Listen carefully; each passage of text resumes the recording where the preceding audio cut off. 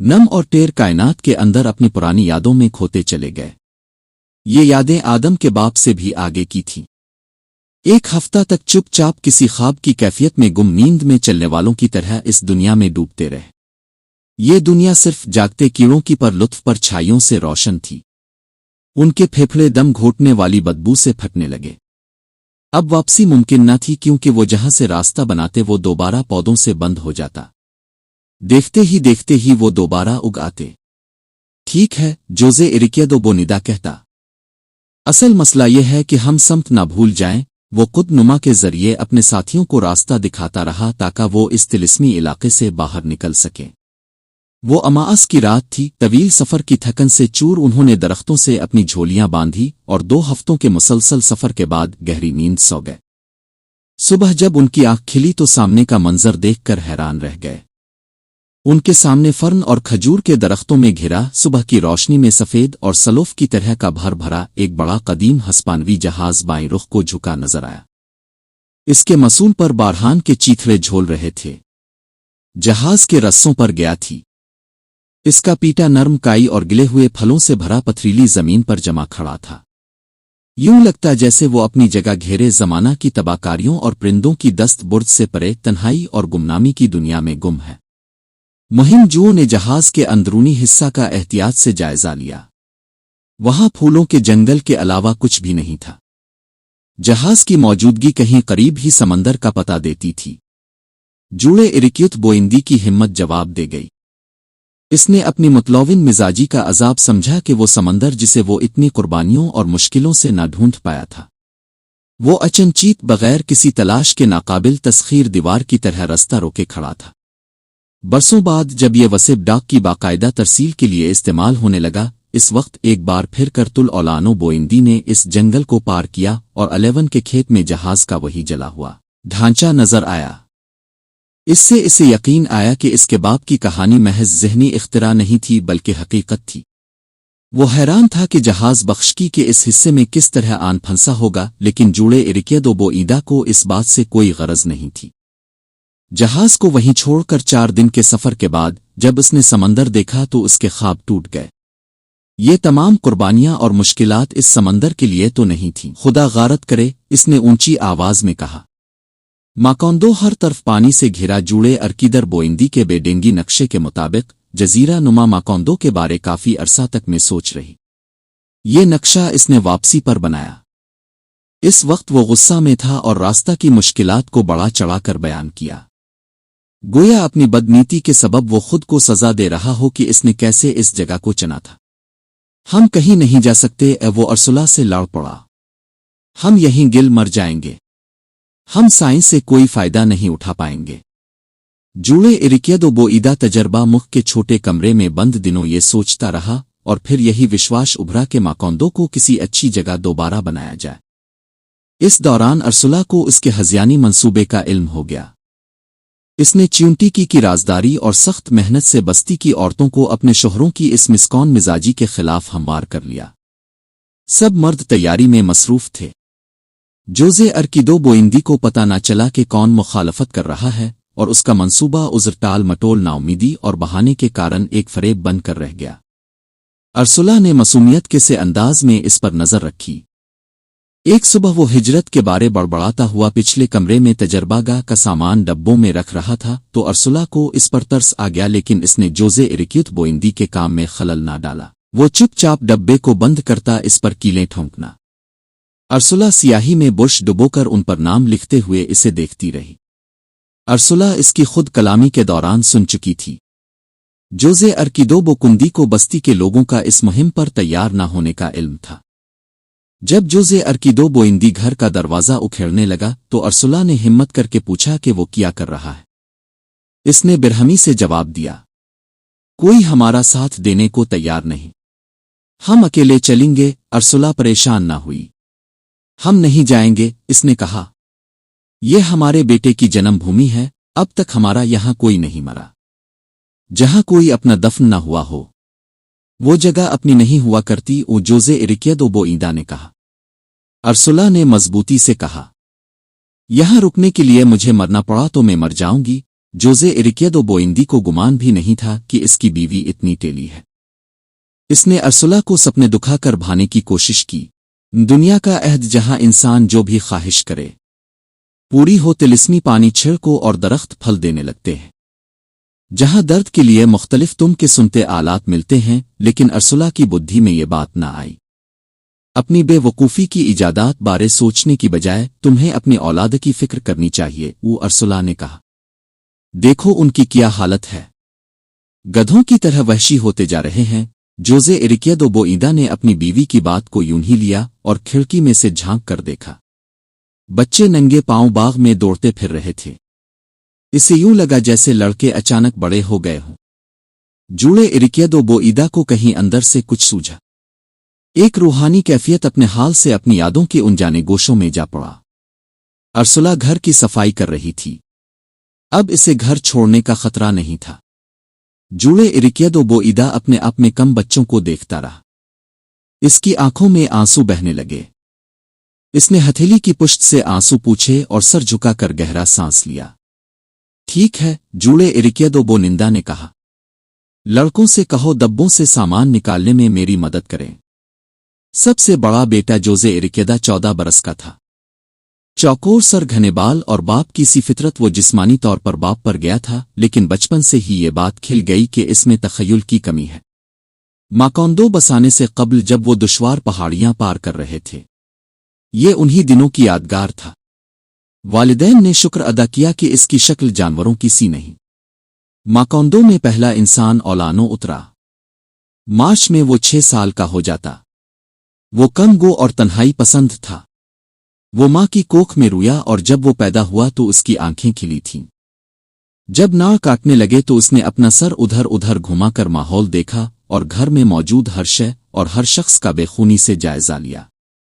वो अपने करीब आने वाले लोगों से लाताल्लुक खजूर की छाल की छत तकता रहा, जिसके बारे लगता था मुसलसल बारिश की वजह से ये किसी वक्त ढह जाएगी।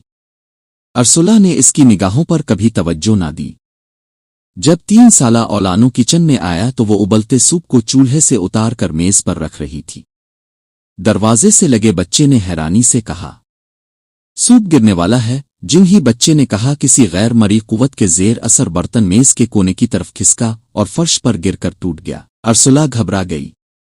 इसने शौहर को ये वाकया बताया तो जोज़े इरिक्यदो बोइदा ने इसे एक फितरी अमल जाना। जोज़े इरिक्यदो बोइंदी शुरू से एहसान था। इसने बच्चों पर कभी तवज्जो ना दी। कुछ इस वजह से कि बचपना कच्चा होता है और कुछ वो अपनी दुनिया में खोया रहता। लेकिन दोपहर को जब लड़कों ने तजर्बागाह का सामान डब्बों से निकालने में मदद की, वो उसके लिए अमर वक्त था। एक अलग थलग कमरा जिसकी दीवारें रफ्ता रफ्ता अजीब व गरीब नक्शों और खाकों से भरती जा रही थीं। इसने उन्हें लिखना पढ़ना सिखाया, दुनिया के अजूबों के बारे बताया। इस अमल में न सिर्फ इसका इल्म काम आता बल्कि इसका विचार भी इसे बेअंती तक ले जाता।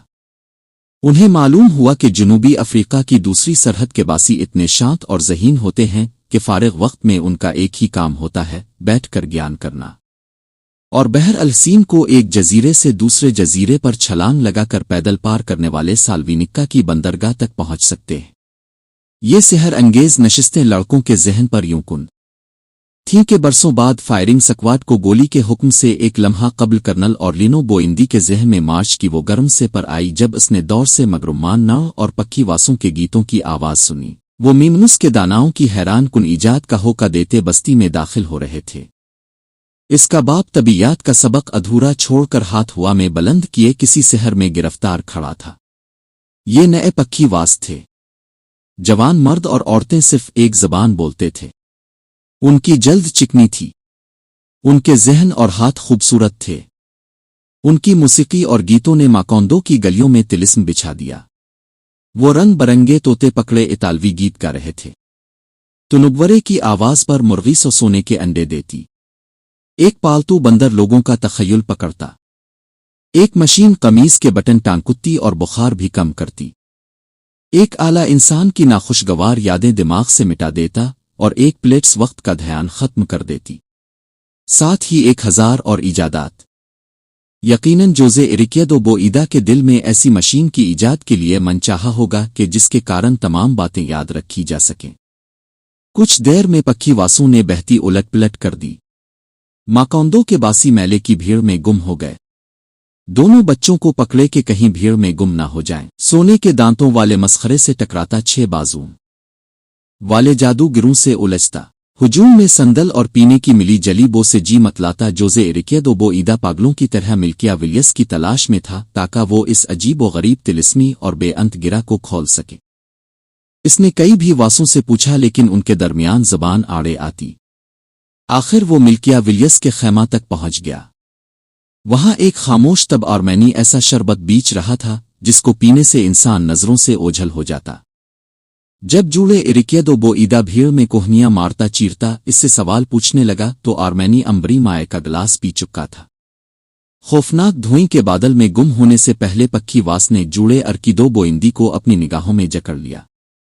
धुएं के ऊपर से आवाज आई, मिल्कियादे मर चुका है। ये खबर सुनकर जूड़े इरिक्यदो बोईदा सकते के आलम में खड़ा रह गया। जब भीड़ किसी और तमाशे की और हुई तो वो अपने आप को संभालने की कोशिश करने लगा। कम को आर्मेनी गदले बुखारात की सूरत उड़ चुका था। एक दूसरे पक्खीवास ने तस्दीक की कि मिल्कियादेस सिंगापुर के साहिल पर बुखार की वजह से मर गया और उसकी मैयत को जावा के गहरे पानियों के सुपुर्द कर दिया गया। लड़कों को इस खबर से कोई दिलचस्पी नहीं थी। वो मीमनुस के दानाओं की अनोखी इजादात देखने की जिद करने लगे जिनके खैमे के बाहर होका फिर रहा था। होकारी शाह सलमान से मुताल्लिक थी। बच्चों की जिद पर जूड़े अर्किदो बोइंदी उन्हें में सके देकर खैमे के बीच ले गया। वहां एक गंजा और बालों से ढके जिस्म का देव कामत आदमी नाक में तांबे की बाली लटकाए लोहे का जौलान पन्ने संदूक की हिफाजत कर रहा था। जब इस देव ने संदूक का ढकना खोला तो सद हुआ सी आई। संदूक के अंदर एक सफेद सिल धरी थी जिसमें बेशुमार सुइयां लगी थीं। सूरज की रोशनी धनक बन रही थी। मुस्तरिब जोज़े इरिक्यदो बोईदा को दुश्वास था कि बच्चे इस बारे सवाल करेंगे। वो बुड़बुड़ाया, पे दुनिया का सबसे बड़ा हीरा है। नहीं, वो भी वास ने कहा। ये बर्फ है कि जूड़े इरिक्यदो बोईदा ने उन जाने में हाथ आगे बढ़ाया लेकिन देव ने रोक दिया। मजीद 5 सके इसे हाथ लगाने के लिए जोज़े इरिक्यदो बोईदा ने सके इसे था दिए और अपना हाथ बर्फ पर रख दिया। वो कई मिनट तक रखे रहा। इसका दिल असरार खुशी और डर से फटने लगा। वो क्या कहे इसे समझ ना आई। इसने 10 सके और निकाले नाका इसके बच्चे इस अजीम तजर्बे से गुजरीं। जोज़े अर्किदो ने बर्फ छूने से इनकार कर दिया। औलानों ने आगे बढ़कर इस पर हाथ रख कर वापस खींच लिया और हैरत से चीख पड़ा, ये तो अहल रही है। इसके बाप ने इसकी बात तवज्जो से ना सुनी। वो मुजिज़े का शाहिद था और उससे के नए में तार वो दुख भूल गया जो इसकी हज़ियानी मुहिम्मात और मिल्की लवेस की मैयत का समंदरी जानवरों के हवाले कर देने की वजह से उभरा था। इसने 5 सके और निकाले और शहादत देने के लिए बर्फ की सिल पर हाथ रख दिया।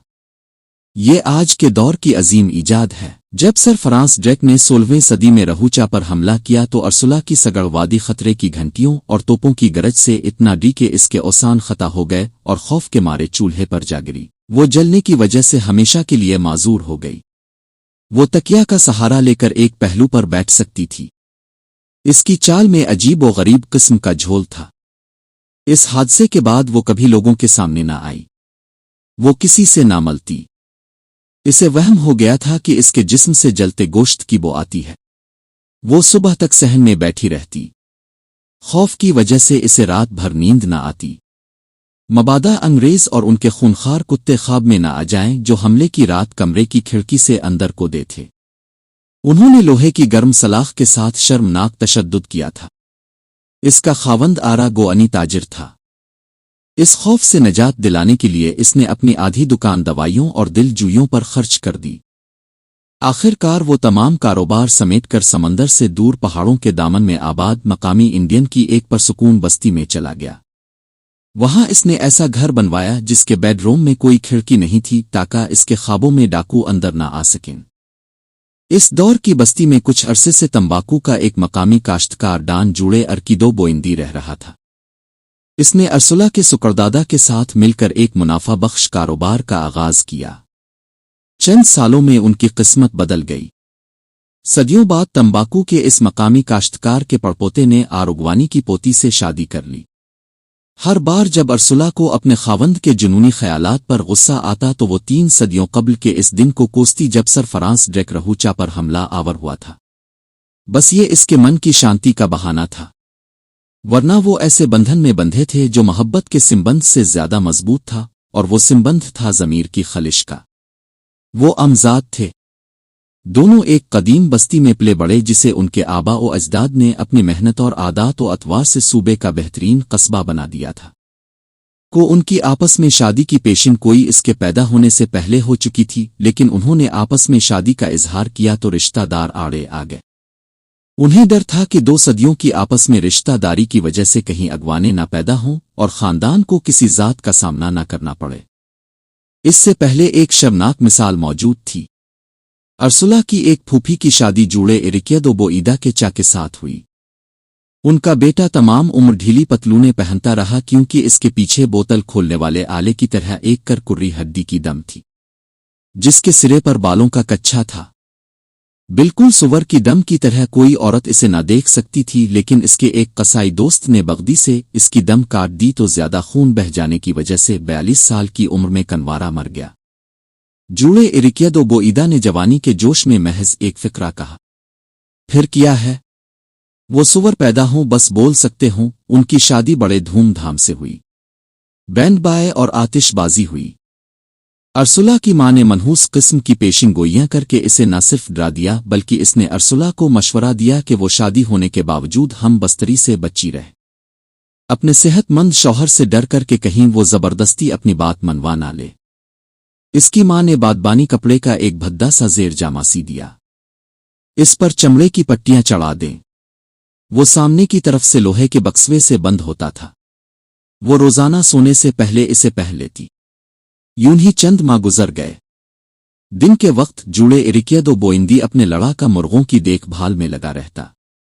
अर्सुला मां के साथ बैठकर कशीदाकारी करती और रात को वो घंटों एक दूसरे के साथ लेटे रहते। हम बस्तरी की हैं एक शक्ल थी। लोगों में चा में गोइयां शुरू हो गईं कि साल गुजर चुका है, लेकिन अर्सुला के हां कुछ नहीं हुआ। इसका खावंद नामर्द है। जूड़े इरिकियदो बोईदा तक ये अफवाह पहुंच गई। देखो अर्सुला, लोग कैसी बातें कर रहे हैं। वो बीवी से बात करते हुए पर सुकून रहा। बकने दो, तुम्हें तो मालूम है कि ये झूठ है, अर्सुला ने जवाब दिया। 6 माह बाद तक सूरत हाल में रही। जूड़े इरिकियदो बोईदा ने परविद नीसो उगविलार से मुर्गों की लड़ाई जीती। लहूलहान मुर्गे को देखकर प्रोवनीसो उगविलार को गुस्सा आ गया। इरिकियदो बोईदा को परे ले गया और फिर लोगों को सुनाते हुए ऊंची आवाज में कहा, मुबारक हो, शायद अब तुम्हारा मुर्ग तुम्हारी बीवी की अच्छी सेवा कर सके। जोजे इरिकियदो बोईदा ने बहुत परसुकून तरीके से अपना मुर्ग उठाया।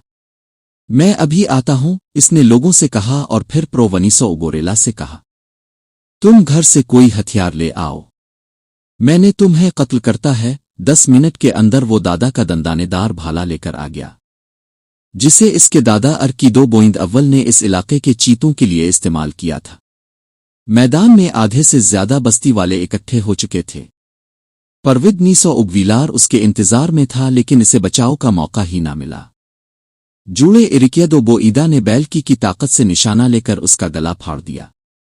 जोजे इरिकियदो बोनीदा जब घर लूटा तो उसकी बीवी अपनी हिफाजत के लिए जेर जामा पहन रही थी।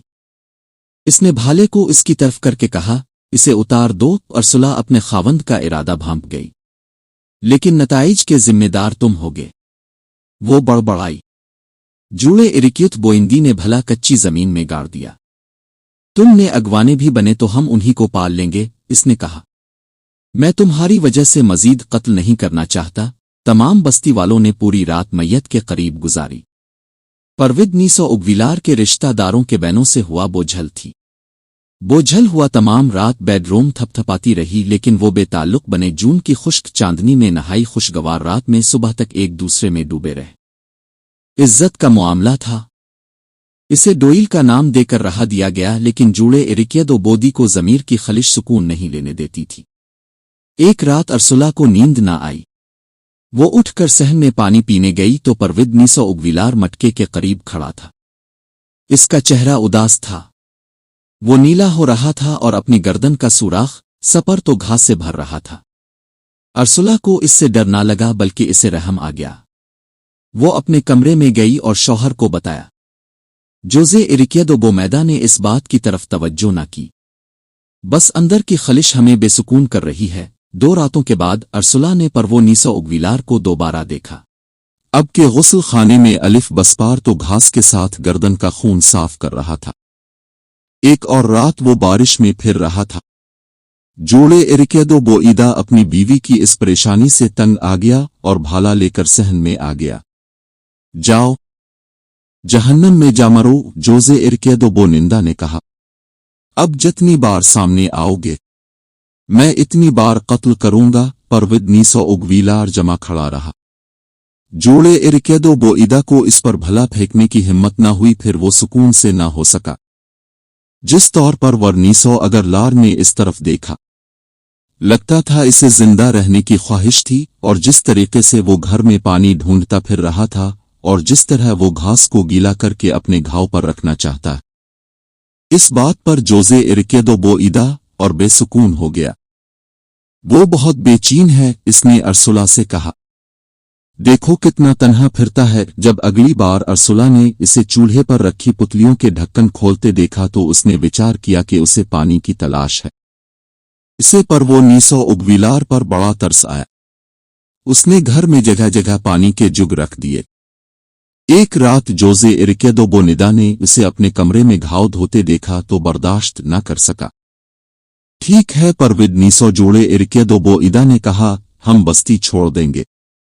इतनी दूर जाएंगे जितना मुमकिन होगा। हम दोबारा कभी नहीं लूटेंगे। अब तुम सुकून से लूट जाओ। उन्होंने पहाड़ के इस पार जाने का सोचा। जोजे अर्किदर बोइंदी ने अपने चंद दोस्तों को सफर के लिए तैयार कर लिया। उन्होंने अपने बीवी बच्चे साथ लिए, घर का सामान लिया और अनजानी मंजिल की समत रवाना हो गए। रवानगी से पहले जोड़े इरिक्यादो बोईदा ने भाला सहन में दबाया और अपने लड़ाका मुर्गों को एक एक करके ज़बह कर दिया। इसे यकीन था कि ऊपरो वनीसो उगविलार की रूह को सुकून मिलेगा। अर्सुला ने अपने साथ शादी के चंद जोड़े, कुछ बर्तन भांडे और एक छोटा सा संदूक ले लिया। इस संदूक में सोने के सिक्के थे जो उसका बाप उसे देकर मरा था। उनके जहन में सफर के बारे कोई मंसूबा नहीं था।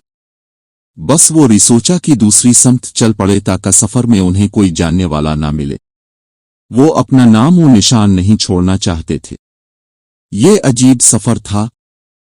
अर्सुला का पेट बंदर और सांप खा खा कर बदहीत हो चुका था।